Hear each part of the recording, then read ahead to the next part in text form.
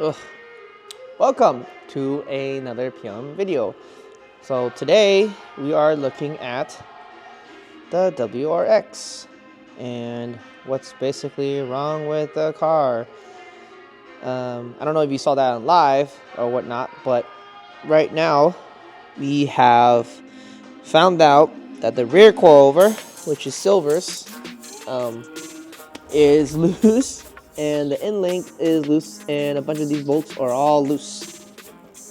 So what Ryan did during live, if you guys saw, is retying everything, and because everything was completely utterly loose, and that's probably why there was so much clunking up and down when I went on the drive. And that's probably why the check engine light came on, because I'm pretty sure I bottomed out when I was driving. I was driving and I heard bunk, and check engine light came on. So we ran the check engine light and we discovered one of them was a O2 sensor thingy-majiggy, which is this thing. Today we are finally putting this on to get rid of that problem. This is an O2 spacer, or rather this is a mini cat, whatever you want to call it. The reason why you put this on is to avoid getting the check engine light for a CEL light for your O2 downstream. Inside this thing, there's actually a, I can't really open it with one hand, but inside this thing there is a cat. So people run this to, I don't know if you want the performance but you don't really want the smell, or you just want to avoid that check engine light. Because we're running Cobb, we all know Cobb got involved in a lawsuit, so they can't mess with, you know, the emission stuff anymore. So that would be a great addition to avoid that light. The second thing I want to mention is that we got another code in addition to the emissions code.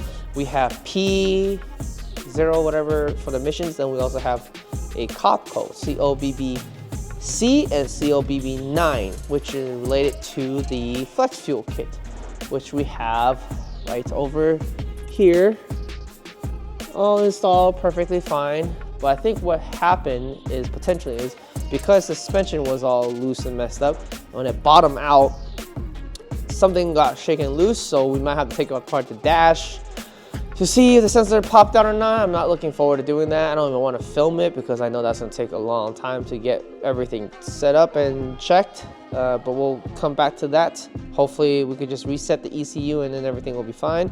This side, I do want to mention everything was completely loose. That was loose. That was loose.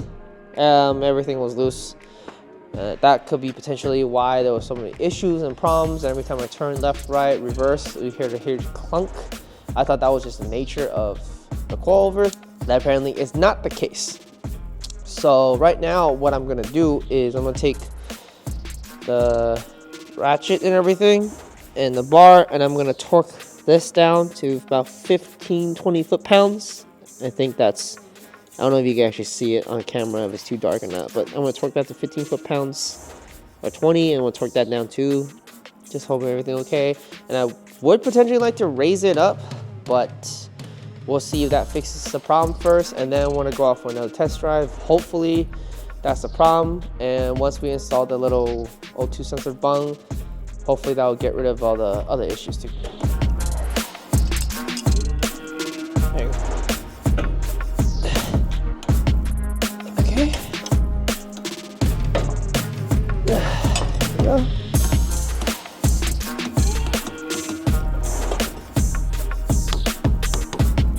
So we can see it right here. That is the problem. That is the thing I was talking about. And I believe this might have gotten blown out. The mini cat probably got blown out because of all the boost that we're running, and that's probably why that check engine light came on, etc. and so forth.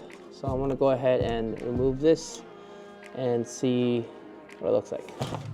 All right, so I just took the whole thing out. Hand's a little dirty, but look at this. This is the O2 sensor, right? okay, but look, completely burnt. It's all messed up.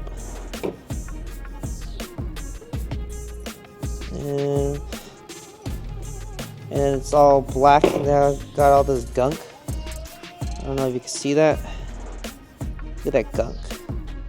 I don't think you can actually see it, but it's kind of liquidy, kind of gunky. So we're gonna replace it with a brand new, fresh one.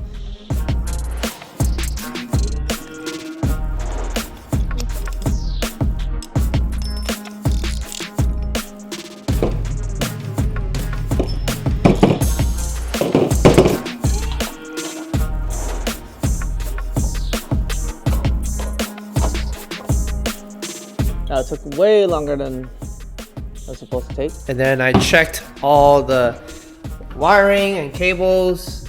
Just gave it a little wiggle. Everything's still connected. I don't know why it was doing that weird thing, but it is what it is. And Ryan started it, and there's no check engine light. Yeah, there's nothing wrong. I guess the car fixed itself. That's kind of weird. I'm not complaining. If it fixes itself, it fixes itself with the W. True. So I guess the car is fixed. Well, only one way to find out is to go for a test drive. So next video you'll see we'll be driving the car again with the new video setup, so we get some more glorious induction noise and some good exhaust noise. I think last time I stuck the mic here and there was chambered echoing because, you know, it's chambered here. So I think I'm gonna mount the mic somewhere here next time, maybe here. I don't know, I haven't figured it out yet, but I'm gonna mount the mic somewhere else to get that and then get the new exhaust sound. Well, not new exhaust, but the old exhaust STI, so you guys can get some induction noises. And we probably should put some fluid in there. I guess the car fixed itself. Not complaining. Only one way to find out is to take it on a test drive and see. Maybe we did not raise the car because everything was just loose, so we just tightened it. So this time driving it should be fine. If anything does come up, we will raise the car a little bit and fix it later. But for now, I think it's good as is. Yeah, so we'll see you at the test drive video.